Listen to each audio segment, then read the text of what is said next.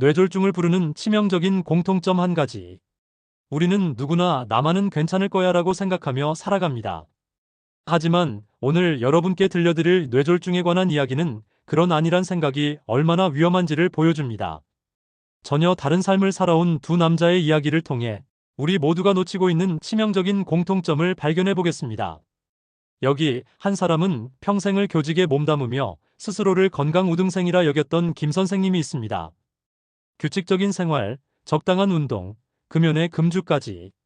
그는 자신의 건강관리가 완벽하다고 믿었습니다. 다른 한 사람은 억척스럽게 시장에서 가게를 일구며 어떤 병도 이겨낼 자신이 있었던 박 사장님입니다. 새벽부터 밤늦게까지 몸을 사리지 않고 일하며 웬만한 아픔은 참고 견뎌온 그였습니다. 이 두 사람은 나이도, 직업도, 생활 패턴도 완전히 달랐습니다. 하지만 그들에게는 아무도 예상치 못한 치명적인 공통점이 숨어 있었습니다. 너무도 다른 두 사람이 경험했던 뇌졸중 이야기를 들려드립니다. 저희 채널은 여러분들의 관심과 응원 속에 쑥쑥 자라납니다.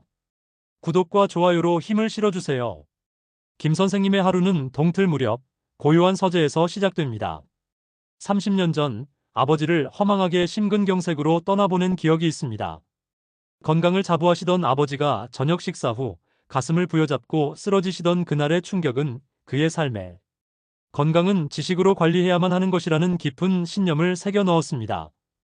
그 후로 그의 서재는 의학 서적들로 채워졌고 벽에는 직접 그린 인체 해부도와 혈관 그림까지 붙어 있었죠. 그는 자신의 혈관을 생명길이라 부르며 이 길을 깨끗하고 막힘없이 유지하는 것을 필생의 과업으로 여겼습니다. 아내가 여보, 그렇게까지 안 해도 당신은 충분히 건강해요. 가끔은 좀 쉬엄쉬엄해요. 라고 걱정스럽게 말할 때면 그는 모르는 소리 말게. 아버님도 괜찮다, 괜찮다 하시다가 그렇게 가셨어. 준비되지 않은 건강은 사상 누각과도 같아. 라며 손을 내젓곤 했습니다. 매일 아침 그의 일과는 정해져 있었습니다. 케일, 신선초, 사과, 그리고 몸에 독소를 빼준다는 최신 슈퍼푸드까지.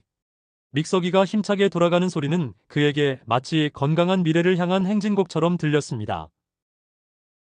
반면 박 사장님의 하루는 저녁 늦게 가게의 셔터를 내리며 시작됩니다. 젊은 시절 가진 것 없이 상경에 안 해본 고생이 없었던 그에게 아프다는 것은 곧 굶는다는 것과 동의어였습니다. 병원 문턱 한 번 넘을 여유 없이 그는 오직 타고난 맷집과 강인한 정신력으로 버텨왔습니다. 그런 그에게 건강이란 애지중지 관리하는 온실 속 화초가 아니라 비바람을 견뎌낸 들판의 소나무 같은 것이었습니다. 고된 하루의 피로를 씻어내는 것은 친구들과 함께하는 얼큰한 감자탕에 소주 한 잔. 인생 뭐 있나? 이렇게 웃고 떠들며 사는 게 최고지. 그의 호탕한 웃음소리는 주변 사람들마저 유쾌하게 만들었습니다. 아들이 아버지, 이제 연세도 있으신데 짠 음식 좀 줄이시고 병원에도 한번 가보세요. 라고 조심스럽게 말하면 이놈아, 네 아비는 아직 팔팔하다. 병원은 아픈 놈들이나 가는 곳이지. 라며 오히려 큰 소리를 쳤습니다. 건강을 위해 매일같이 녹즙을 마시던 사람과 건강은 뒷전인 채 호탕하게 술잔을 기울이던 사람. 이토록 다른 두 사람이지만 운명은 마치 약속이라도 한 듯 그들을 같은 비극의 길목에서 마주치게 했습니다. 두 사람 모두 몸이 보내는 작은 신호들을 느끼고 있었습니다. 바로 뇌졸중의 대표적인 전조 증상들이었죠.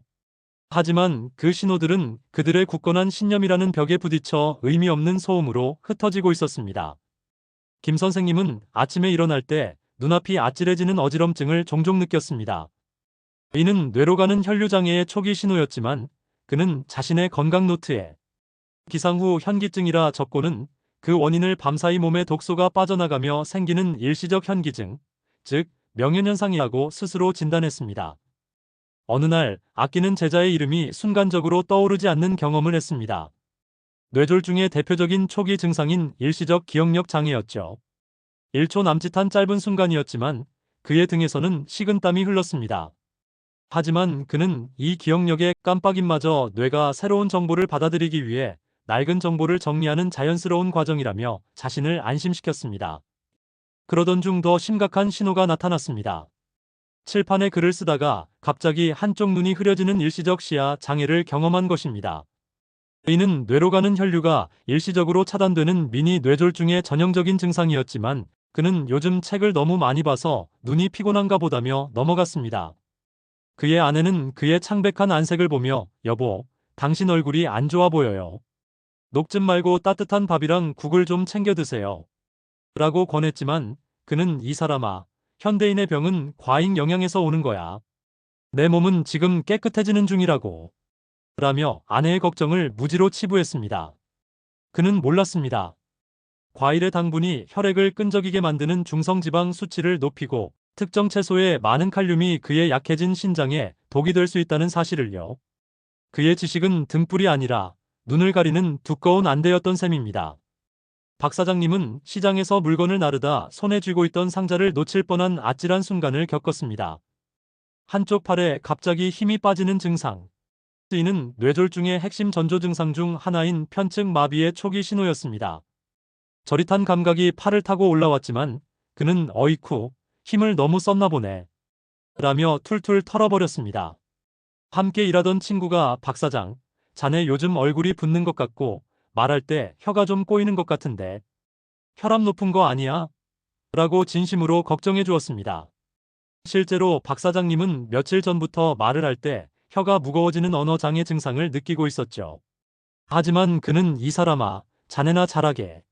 난 어제도 소주 3병은 마시고 아침에 거뜬했어. 라며 농담으로 받아쳤습니다. 어느 날 밤, 그는 팔이 너무 저려 잠에서 깼습니다. 마치 수만 개의 바늘이 팔을 찌르는 듯한 불쾌한 감각. 이는 뇌로 가는 혈류장애로 인한 감각 이상이었지만 그는 팔을 몇 번 주무르곤 어이구, 옆으로 누워 잤더니 팔이 눌렸나 보네. 라며 다시 잠을 청했습니다. 그 다음날 아침 화장실에서 면도를 하다 거울 속 자신의 얼굴을 보고 깜짝 놀랐습니다. 한쪽 입꼬리가 살짝 처져 있었던 것입니다. 뇌졸중의 대표적인 FAST 증상 중 하나인 안면, 마비의 초기 신호였지만 그는 어제 술을 너무 많이 마셔서 얼굴이 붓나 보다며 대수롭지 않게 여겼습니다. 뜨겁고 짠 국물은 그의 혈관벽을 계속해서 압박해 미세한 상처를 내고 기름진 고기는 그 상처에 기름때처럼 달라붙어 길을 좁게 만들고 있었지만 그는 그 아슬아슬한 길 위에서 여전히 자신은 괜찮다고, 자신은 강하다고 외치고 있었습니다. 어느 맑은 가을날 오후 더 이상 버틸 수 없게 된 몸의 비명은 두 사람의 일상을 동시에 핥히었습니다. 김 선생님은 서재 높은 곳에 책을 꺼내려 의자 위에 올라섰다. 순간 세상이 빙글 돌며 모든 사물이 이중으로 보였습니다. 그는 떨어지지 않으려 책장을 붙잡았지만 손에 힘이 들어가지 않았습니다. 쿵 하는 둔탁한 소리와 함께 책들이 그의 몸 위로 쏟아지고 그의 안경이 저만치 날아갔습니다. 차가운 마룻바닥에 누워 흐릿해지는 천장을 보며 그는 생각했습니다. 어째서 내가 이렇게 철저하게 관리했는데 무엇이 잘못된 거지? 구급차 안에서 그는 하얗게 질린 아내의 얼굴을 보며 처음으로 자신의 신념에 대한 깊은 회의에 빠졌습니다. 병원에서 의사는 그의 목혈관 사진을 보여주며 말했습니다. 선생님, 경동맥이 80% 이상 막혀 있습니다. 조금만 늦었으면 평생 후회하실 뻔했습니다. 평생의 모범생이었던 그가 가장 자신 있던 건강이라는 과목에서 낙제 통보를 받은 순간이었습니다. 같은 시각, 박 사장님은 단골 식당에서 친구들과 여느 때처럼 호탕하게 웃고 있었습니다.